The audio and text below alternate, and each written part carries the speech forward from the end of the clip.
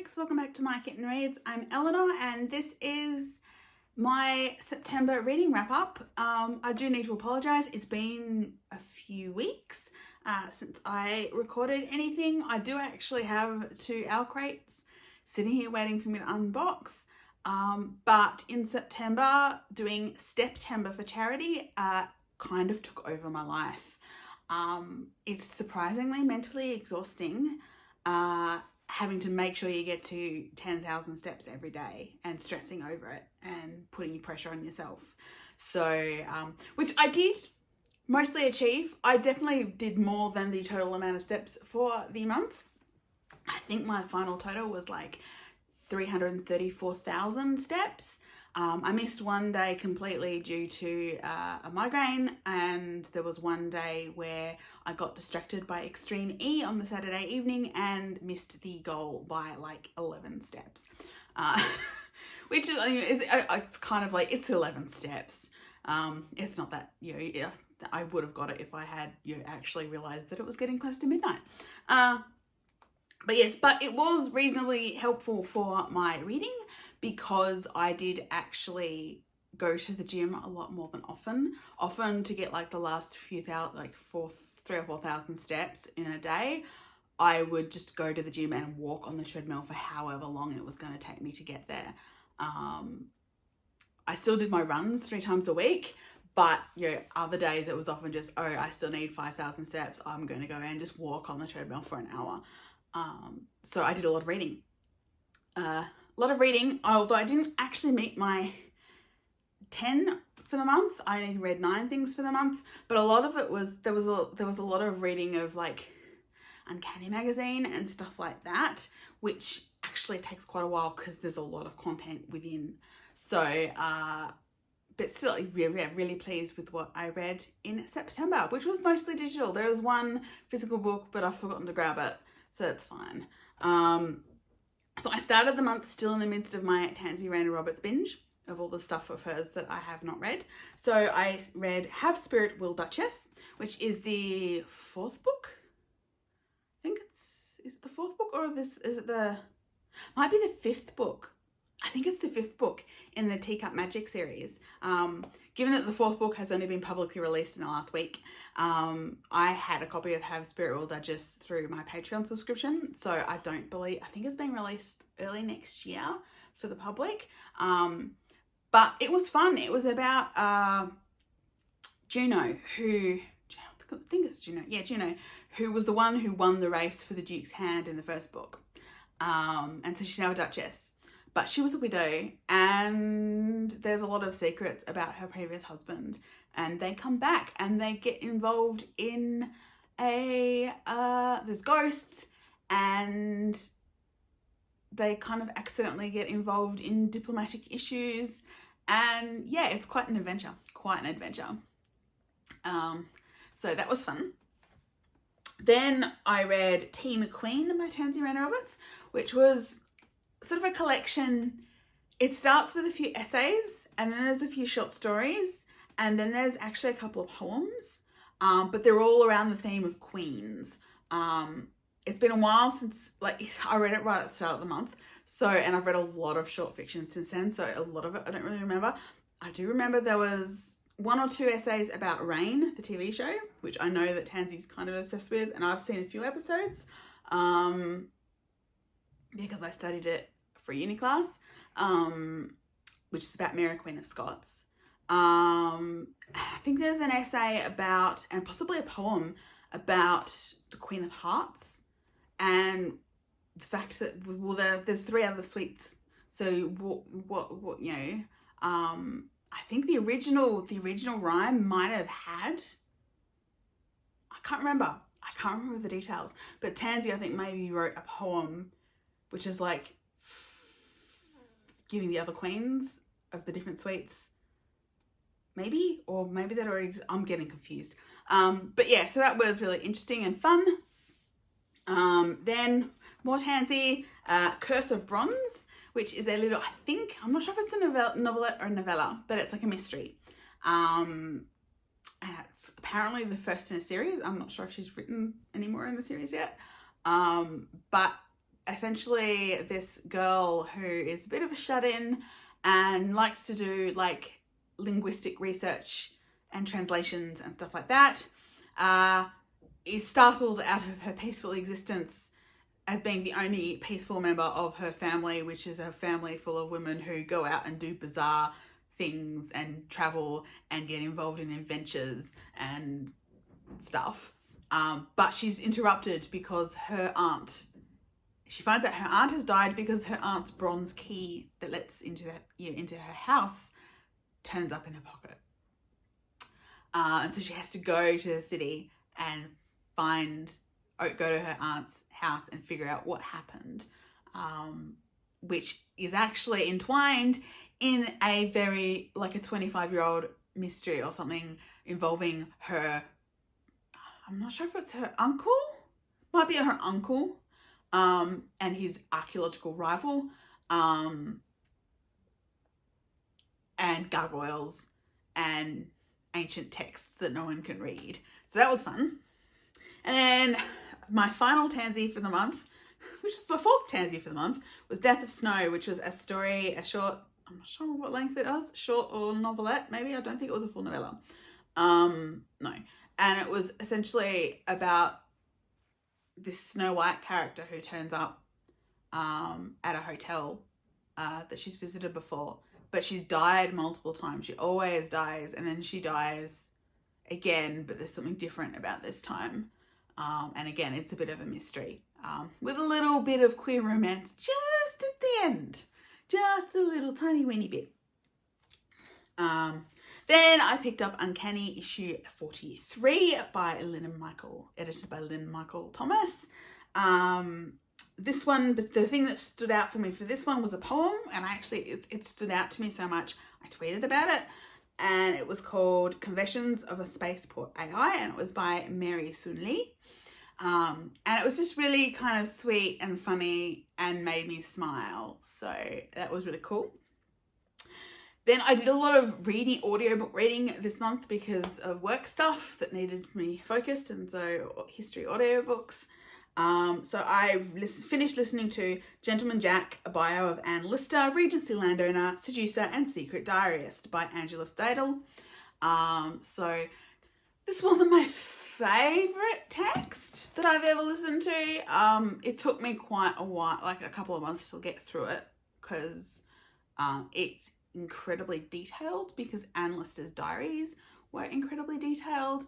And she's like this massive queer figure from the 17 and 1800s, because she literally lived with women her entire life, and she recorded like every sexual encounter. Like, her diaries are insanely detailed, and they haven't all been fully translated yet. And there were a whole bunch of women in her life. She ended up inheriting the family property from her uncle, and setting up home with another woman, but it was fraught, and there was a lot of manipulation and financial matters. But she was also like an explorer, and she loved traveling, and she went all over Europe and climbed mountains and trekked. Like, her last trek, she actually died like in like the Russian, like, I'm not sure if it was actually in Russia or if it was in like Azerbaijan, what's now Azerbaijan or something like that. But like, her final trip was like trekking all through Russia and the sort of Baltic states, and like just exploring and going places where gently bred women just didn't go. So it was interesting. It was just very detailed and very long. Yeah. And I didn't really connect with the characters, all, the people too well. Then I read my way through Magic's Promise by Mercedes Lackey, which is the second in the last Herald Mage trilogy, which I started rereading a while back. And I ended up, because I'd forgotten to pick an August book from my TBR jar, so I picked two books out, and as it happened, the first book I picked was Magic's Promise, and so of course the second book I made sure I picked out, like I kind of fudged it a bit and picked out the third book, which I haven't actually started rereading yet, but is sitting there waiting for me to read. And so these are about Vaniel, who's a Herald Mage, and And in this particular one, he comes back to base after like a number of years out on the borders defending Valdemar, and he's tired, so tired, and he hasn't been back home to his family's lands for a long time, so he agrees to go and ends up being embroiled in the dynastic and magical shenanigans of another couple of countries. Whoops. But it was fun, and I really, really enjoyed rereading it, so hopefully I will pick up the final one soon. And then I picked up Uncanny issue 44 by Lynne and Michael Thomas. Things that were of note of this was Tina Connolly's story, How to Safely Store Magical Artifacts. The title goes on a bit, after you've completed the hero, something about how after you've completed the hero, and it's essentially a list of different like magical artifacts and how you need to handle them after you've come home from saving another world. It's kind of a list story, but it's also quite nice, a little bit sad, but a little bit hopeful as well. So I enjoyed that. And there was an essay, and I cannot remember who it was by, but it was a really interesting essay about the Star Wars prequels and, you know, why we needed them, why they had to happen, why they have some value.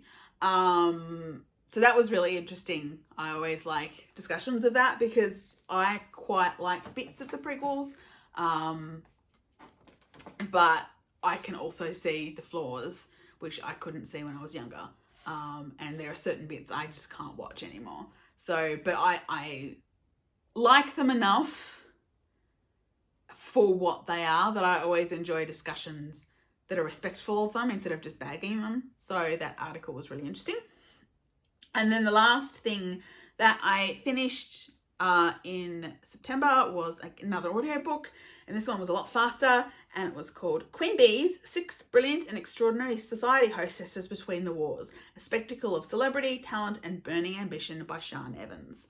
So essentially, this was a look at British high society between World War I and World War II, and it picked out 6 society hostesses from different backgrounds, and who had different cliques, but they all were famous for their parties, for their dinners, for their weekends in the country. Some had a lot of political influence, some had a lot of influence in the arts, and they essentially shaped British high society, but also British politics and British life between the two wars.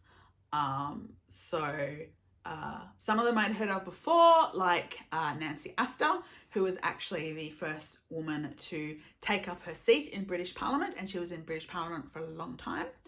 And Lady Londonderry, who was of the aristocratic set, and I have read a book about her before because I think she was a Curzon sister. So one of the 3 daughters of Lord Curzon, who was the Viceroy of India. And she married the future Lord Londonderry, and became a hostess, a very highly sought after political hostess.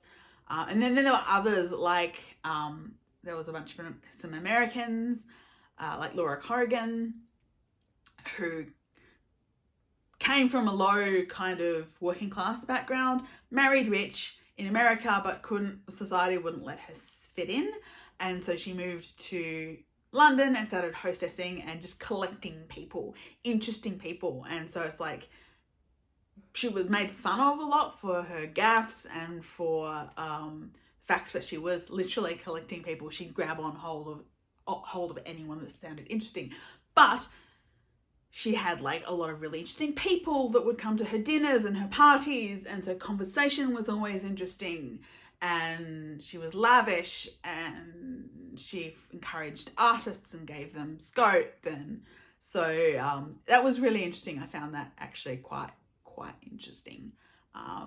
Although sometimes if I wasn't paying complete attention, I'd get confused about which hostess we were talking about at any one time, because it all weaves in and out depending on the topic. But that was really interesting. So that was what I read in September. 9 things.